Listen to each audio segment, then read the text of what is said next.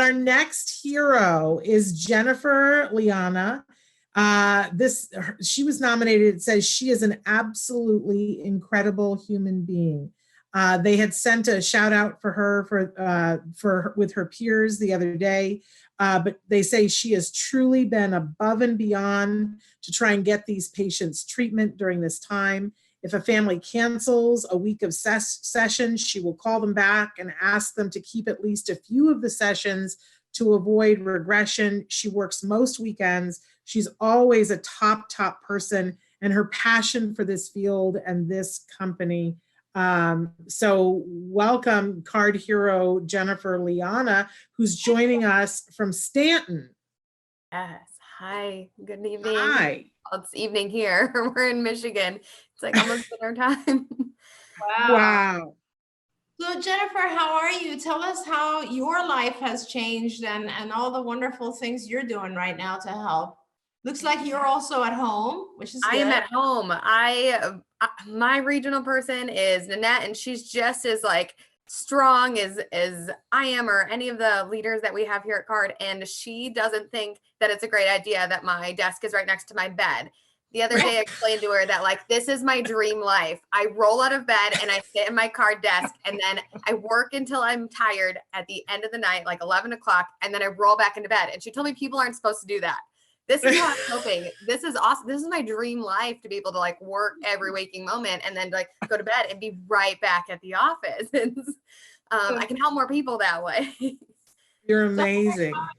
Are you what's your focus these days? Is it all about kind of scheduling people back and forth and trying to connect our therapists to families?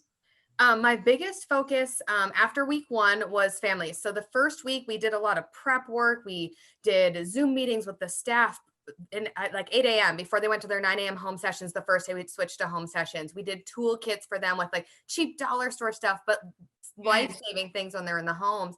And then week 2, I shifted to parents. And so I check in with parents constantly all week long, messages, emails, phone calls, using all the modes that we typically wouldn't use when we have meetings at the center or trainings at the center. And so using all these and went into the field week 1 to make sure that my years in home before we transitioned to the big center-based push, everything that I had to do or you had to do on the fly or be creative, I could transfer that to my staff who've never been in the field, these families who don't know anything different than center-based, to show them like, here's what it's going to look like. It's going to be a lot different than what you see in your clinic, but here's how it's still successful. And that's the biggest thing that I've pushed, or that I've been doing, and just doing smaller, more frequent check-ins with everybody.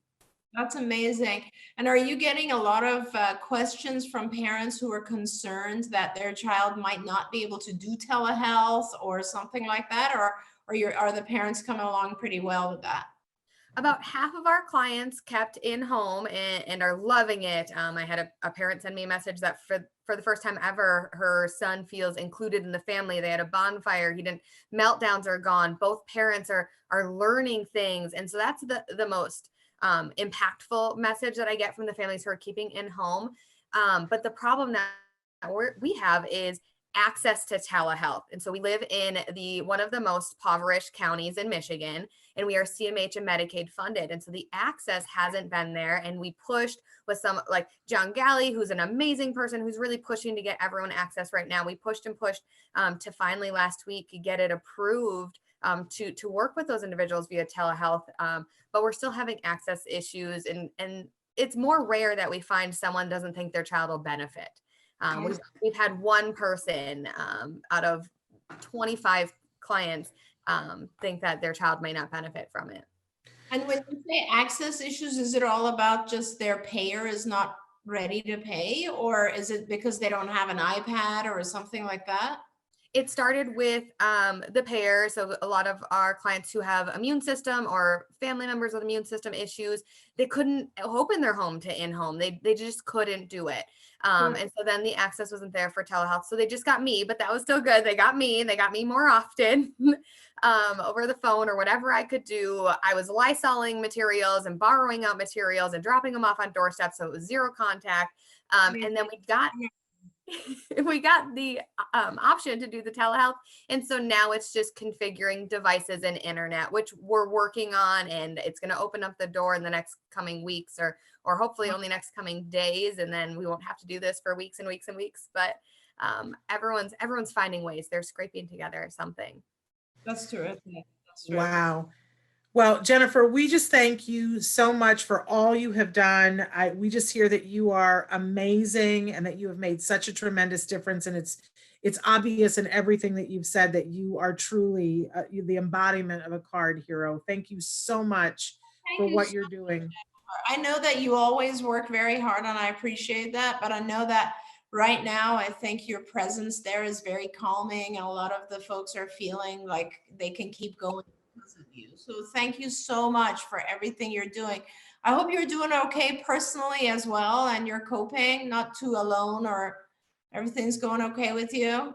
Yeah, I mean, my kids still luckily get to go to daycare because theirs hasn't closed. And so I still have that little bit of divide. We painted a barn in our backyard. That's what we did for, to stay sane. But yeah, we're doing okay here. Great. I'm so glad to hear it. Thank you so much. Thank you very much for also coming. You are one of our heroes. Thank you. Thank you, Jennifer. Thank you so much.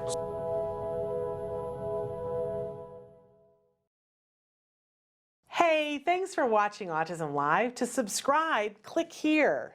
And if you'd like to check out some more of our videos, click here.